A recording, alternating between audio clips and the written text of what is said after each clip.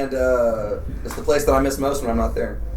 It's largely it's the people. It's got amazing, just like a lot of salt of the earth people that are like, I'm not here to get rich and famous. I'm here just because like it's a place where I can just kind of be myself. All right. Yeah. I don't know if you've ever heard of the term like grit and grind, but that's like true for Memphis. Like that's who we are. Like we have to work for sure over there. Like that's who we are. Yeah, Grind City, baby. Grind City. Yeah. I like that name. Oh yeah. Okay, well, so how do you think that like plays into the music scene? Like not only just bands, but like fans too. Like, do they come out there expecting like everyone to be on top of their game? That's the thing about Memphis, man. It's like the music scene there. There's a lot of incredible music, but you have to really work to get your stuff out there. Like you really have to grab the people's attention because they're not just going to come out just because someone's playing music. I mean, they might go down to Beale Street to try to go see some cover band, but if you're making original music, you're going to have to actually work to get people's attention there. I got you. Yeah. If Memphis was a historical figure, who would it be? That's a great question. Not Elvis. Not Elvis. Yeah.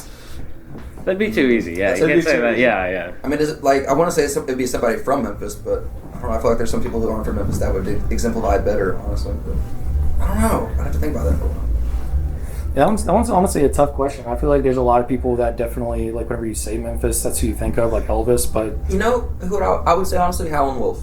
Because Howlin' Wolf is very Memphis. He wasn't from Memphis, but the thing is, like, people thought of him as intimidating, scary, that kind of stuff. He was a big guy with a booming voice, and he was gritty as hell, but he was a teddy bear, and he was very kind once you, like, got to know him, and once you, like, there's a lot of stories of his kindness, even though he was also like incredibly menacing and intimidating. So it's like this kind of duality between the two, I would say. And since he has all connections to Sun, I think there's a lot of truth in that. Yeah, absolutely. I like that. Yeah. Would you guys describe yourself in the same light? Only because I share a birthday with Howlin' Wolf. Okay. Yeah. Right. Sweet. So, what made you guys start getting into music? How did y'all find each other? That's a good question. Ooh. Well, I think it all started with Jordan, really. Yeah, he and I met at a Christmas party last year. And he's like, hey, you want to jam? And I'm like, 3 sheets to the wind plastered. I'm like, yeah, it sounds like a great idea. Let's do that sometime. I can't tell you how many times I've had that conversation and it goes absolutely nowhere. Uh-huh. But then he hit me up the next day. It's like, hey, when are we doing this? When are we doing this? And started to get together and, dug each other's style of what we were doing. And he's like, hey, I've got this thing that already exists in a way. Need somebody to step in, and we just got to work, and then Harold and Zach kind of filled in and completed it. Harold, how did you get in? I think it's really funny because it was kind of the opposite of what Joey was saying. It was like I met Jordan. It was actually at like a karaoke thing.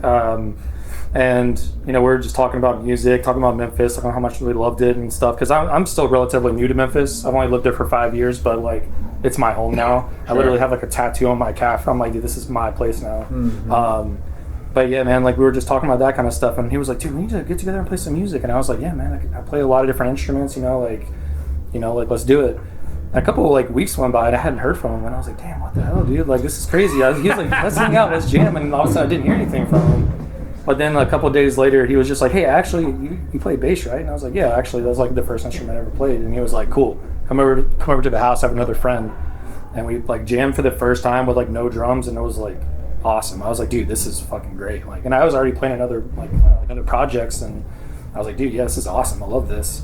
And then Zach, it was actually really funny because we were starting to do practices on Wednesday nights, and I was doing indoor soccer. I love soccer, so I was like, hey guys, sorry I can't do indoor soccer anymore. Like I have like this project I'm working on, so I can't do it anymore. WTF? What's going on? Yeah. He said, I just got too much going on. And, then this band was like, and very jokingly, I just said, well, if you ever need a drummer, just let me know. And he said, actually, we do need a drummer. He's like, oh, well, let me know. Yeah. I didn't even know what to expect either, like someone could tell you they play guitar, or someone could tell you they play some instrument. You don't know what to expect from it, but like... Well, then it winds up like turning out that like this guy over here is like, the best drummer this side of Jimmy Chamberlain. Yeah, no, like he sent us some like tracks of him playing, and I was just like, holy shit, dude. I was like, this guy... I'm sorry, I don't know if I'm cussing. I was like, oh my god, dude, like this guy is incredible. And then the first practice, he just melded right in. Yeah. He's just right in the pocket all the time. He's probably the best drummer I know. So. Yeah.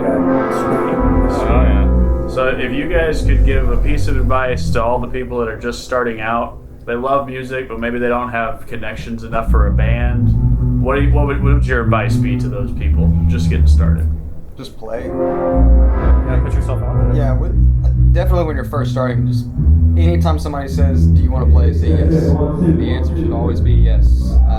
Just start getting familiar with playing out with people, playing with different people in different genres, and eventually something opens up. And then once you get that, you can maybe be a little bit more selective of where and when and with whom you play with. But definitely starting out, I know from me personally, anytime somebody said, hey, do you want to do this? Like, yeah, please, absolutely. A certain psychedelic trip informed me that it starts with the music, man. It always starts with the music. Like you gotta start with the craft and the practice and the songs. Because if the songs aren't there, then it's hard to grab somebody's ear. Yep. I'm going to be hella pragmatic because this was me as a kid starting out. Don't let not having gear get in the way. Yeah. Yeah. Like, whatever you have, use it. If you have the shitty Squire starter pack guitar from Guitar Center, use it. Play it until it snaps in half. Just don't let that be an obstacle. Cheap gear can sound good. You can make it sound good. Yeah. There's YouTube videos. Yeah. Just lots of YouTube. Yeah, absolutely. All right, guys. Well, go ahead and give y'all's name for the camera, and let's go ahead and drop all your socials. We'll put them under any of the posts that we do. But just go ahead. Joey Vargas. Next. Jordan Redden. I'm Harold Scruggs. Zach Alexander. And where can we find you guys at? At Wagoneer Music. Out there on the socials. Nice. We'll point people your way. Thank you guys for doing this. I appreciate it. We're excited for the show. Yeah, it's going to be awesome. A lot of fun. For sure. Thank y'all for having us. Yeah. Cool. All right, that's it. Awesome. That's a wrap. Get drunk. Now I can crack this beer. Hell yeah. Oh, yeah, my bad. The whole thing should be spelled.